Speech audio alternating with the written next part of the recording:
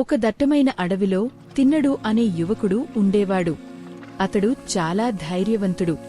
అతనికి భగవంతునిపై చాలా భక్తి ఉండేది. ఒకరోజు దట్టమైన అడవిలో తిరుగుతూ ఒక శివలింగాన్ని చూశాడు. శివలింగం పట్ల ఆకర్షణతో ఉండిపోయాడు. ఆ రోజు నుండి ప్రతిరోజూ అక్కడికి వచ్చి తన భక్తిని చూపించసాగాడు.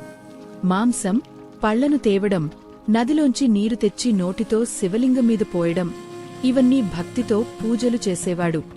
ఇవన్నీ చూసిన శివుడు అతనిని పరీక్షించాలనుకున్నాడు. తిన్నడు వచ్చేసరికి శివలింగం కంటి నుండి రక్తం కారుతున్నది.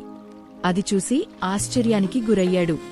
శివుడు గాయపడ్డాడు అని భావించి ఏమాత్రం ఆలోచించకుండా తన కంటిని తీసేసి శివలింగం మీద పెట్టాడు.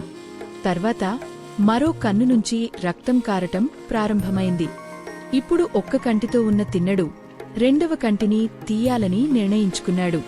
కాని 2 కళ్ళు లేకపోతే ఎక్కడ పెట్టాలి అని. అప్పుడు అతడు తన పాదాన్ని శివలింగం మీద ఉంచి స్థానం గుర్తుంచుకున్నాడు.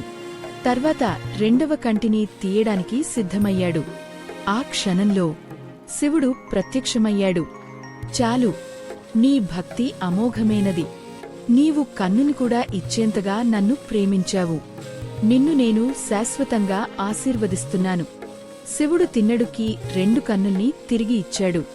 ఆ రోజునుంచి ఆయనకు కన్నప్ప అనే పేరు వచ్చింది. భగవంతుని ప్రేమకి సంప్రదాయాల కంటే శుద్ధమైన హృదయమే ముఖ్యం.